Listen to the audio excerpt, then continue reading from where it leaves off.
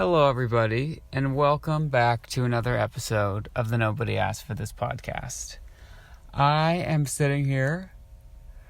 Excuse me, I'm yawning, apparently. I am sitting here coming to you live from my vehicle once again.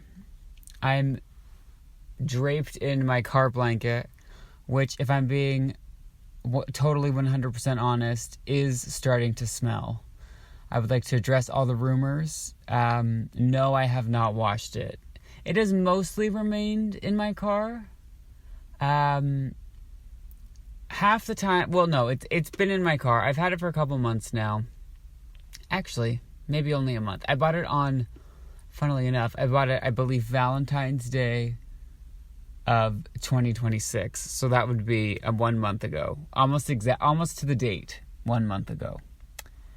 I've brought it into the movies.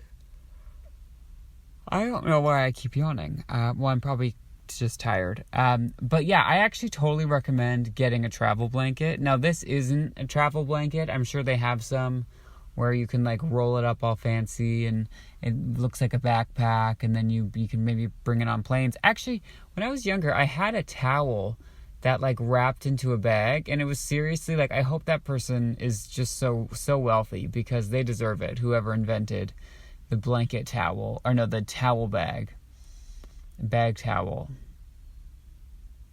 because then you could bring your stuff to the swimming pool in the towel blanket and then unwrap it, and you have a towel, and then you don't have to put a wet towel in your bag because the bag is your towel. But then I guess, what do you put the content? Maybe that's why this person isn't rich, because where do you put the contents of the bag while you're using it as a towel? Is this making any sense? Okay, so the metaphor of all of this, or the moral of this story here, of this here narrative, is wash your car blankets. There probably is bed bugs on my car blanket. There's like stains, there's food, but I guess each stain is a memory. Think of it like that. Every crumb tells a story. I'm going to write that down. I would say I'm going to make it the title of this episode, but I feel like I never end up making what I think is going to be the title of the episode. The actual title of the episode. So that's just sort of my theory. I am going to open up a sparkling water. Not to brag, I have a very fancy, very classy blood orange sparkling water. Okay, ready for the noise? I'm a little bit hesitant to open this in the car because it does in fact look like it's so fancy and elegant that it looks like a seltzer, what is that called? Like alcohol? But it's not. So if anyone sees me driving down the street drinking a very sleek can, it's not alcohol. It is just a fancy seltzer.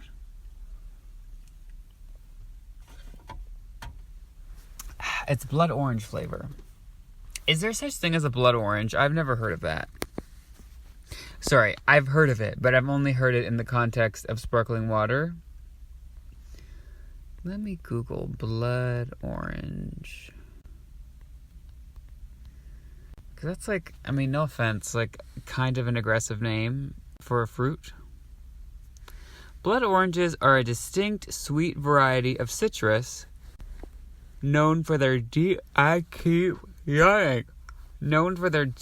crimson, maroon, or blood red flesh caused by, get this, anthocyanin pigments. You know, when I can't sleep at night, I do toss and turn and wonder how on earth a blood orange turned blood orange. And I'm really happy that I now get to answer that question by reminding myself at 2 a.m. when I don't sleep that blood oranges are a distinct sweet variety of citrus known for their deep crimson, maroon, or blood red flesh caused by anthocyanin pigments. I'm going to tattoo that on my forehead. I actually really do want a tattoo. The only problem is, like, the only thing stopping me from getting a tattoo is I don't know what I want to get. And I don't know where. Like, I don't know that I'm not, like, commitment phobic, but I'm regret phobic. Like, I never want to regret. Although, honestly, I feel like I would regret a bad tattoo less than I would regret a mediocre tattoo. Like, I'm either doing it or I'm going to do it, like, I'm doing it perfectly or I'm doing it awfully. Like, I don't want to get, like, a 70 on a tattoo, you know? I don't want to get a B- on tattooism. I think that with, like, American Idol too. Like, when you're watching the auditions or whatever, there's nothing worse than someone who's, like, kind of okay, but, like, not great. Because here's the thing. The people that are terrible, just being straight up, like, it's a little bit funny.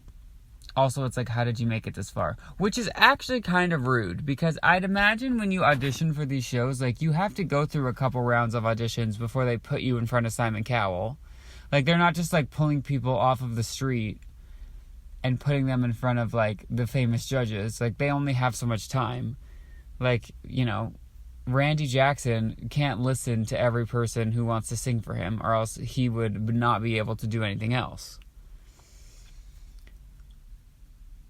So I'm sure there are some rounds. So that gets you, if you're one of the bad singers that they've put through because they want everyone to laugh at you, not only are you delusional enough to think that you're not a bad singer. I mean, everyone has ears. Like, you can obviously hear yourself. It's not, like, shocking that you can't sing. So you must be, one, delusional enough to not realize that you can't sing. But then, two, you're also sort of being gaslit by the producers who are letting you sing in front of Simon Cowell. So you think, like, oh my gosh, I've made it to the first, 3 pre-TV rounds of auditions. So I must be amazing. That's why they look so shocked and stunned. Where's that documentary? I feel like now we're in the age of, like, expose documentaries, which I'm all down for. Expose what you need to expose, people. I'm in. But, like, where's the American Idol? Like, the judges told me I was good, or the producers told me I was good, put me in front of Simon Cowell, and now I'm scared to even sing Happy Birthday. Show me that show. Show me the money. Show me that show and I'll show you my money. Anyway, what was I talking about? I'm in the car. Oh, I am onto somebody.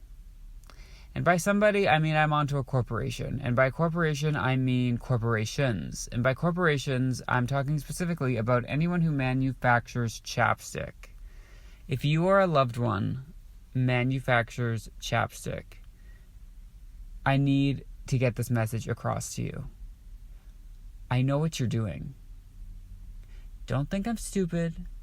Don't think when I go to put on my chapstick, I'm under the belief that this is a fully, like, altruistic invention. You don't want my lips to not be chapped. You want them to be continually chapped, because that means I need to buy more of what? Your chapstick. So I am done believing that chapstick is for the people. I'm done believing that they're helping us. I'm done believing that the more I put on, the less dry my lips are going to be. I believe it is, in fact, at least the opposite. Because I'm not a chapstick user. I am a dry lips haver. I'm a mouth breather, have been forever. Will continue to be. I have, like, septum issues. I can't really breathe properly through my nose. Like, it just is what it is, okay? I could try, like, I'm always at the dentist, and I'm actually not always at the dentist. I have to do that. Someone remind me to make that appointment. And by remind me, I mean remind me to answer the phone when they call, because I've been kind of ditching them and dodging them for, like, over a year. It's not good. I'm not proud. That's just my truth, okay? Is what it is. But my gums are always, not swollen, but, like, puffy. And they're like, oh, you're at risk for gingivitis. And I said, well, no, I'm a mouth breather. And they go, oh, yeah. They're like, oh, we knew that. I think it's in my file. I don't know. But yeah, chapstick is, I think the mouth breathing leads to the dry lips. I also just have dry skin in general, and it's cold. And I'm also terrible at water. So like, mix it all together, and not only do you have the best of both worlds, but I have chapped lips. So I've recently decided, like, okay, I guess I could fix this. I guess I could have chapstick. Now, what I hate about chapstick, other than the fact that I now believe it to be a scam, is it makes everything taste like chapstick. I don't need the food that will eventually half end up on my car blanket to taste like chapstick. I just don't need that. And I feel like it gets like on your teeth. And really, like, should we be eating chapstick? I don't know. Like, I don't know that that's like healthy. Although I'm not really the picture of health. Actually, one sec. Let me take a sip of my blood orange. I need to calm down. But long story long, the long and short of it is, I've been using chapstick recently, and I swear to you, my lips are drier. So I feel like they're putting something in the chapstick. They're putting something in the chapstick. Guys, they're putting it in the chapstick. A drying agent. I'm sure if you looked at the ingredients, one of them would be like a dehydrant or whatever, a diuretic, I don't know, to make your lips more chapped so that you use more chapstick. And I don't blame them. Their business is chapstick. But like, I'm sorry, I'm on to you. Oh, what is that? I don't know if that picked up, but I actually am near a construction site, and they're doing construction. Who is John Deere? I'm going to Google that. John Deere. John Deere is a premier global No, I know what it is, but who is John Deere? Who was John Deere? I'm assuming he passed.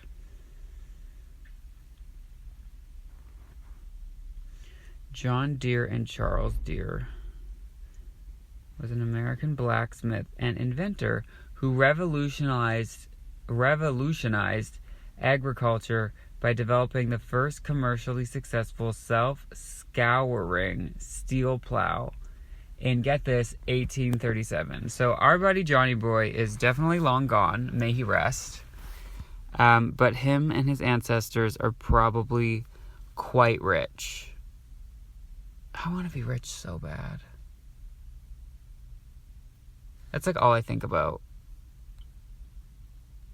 Okay, not all I think about, but it's like a decent amount of what I think about. Have I talked about the fact that I have tuna and peanut butter sandwiches on here yet? Oh, the garbage truck is back. Okay, this isn't even a joke. Like, I'm having such a hard time focusing today. I don't know if you could tell. But that is just where we are at. I gotta be honest. Anyway, what else did I want to talk about? We're in March.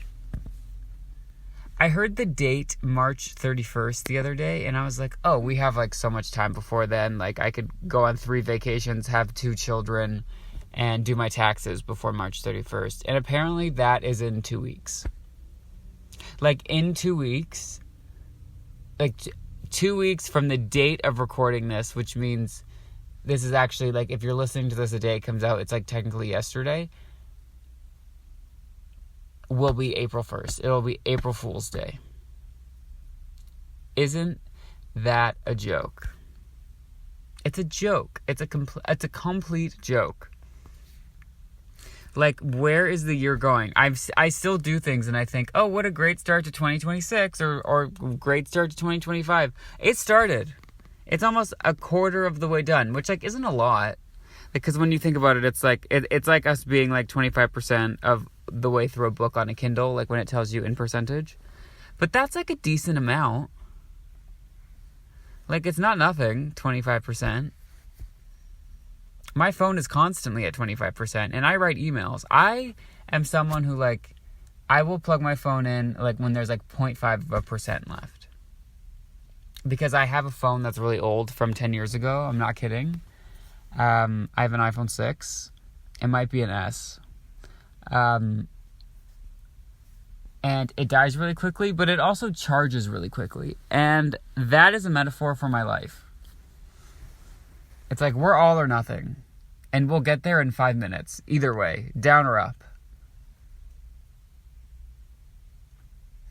Okay, so to recap. Wash your car blankets. Chapstick is a scam.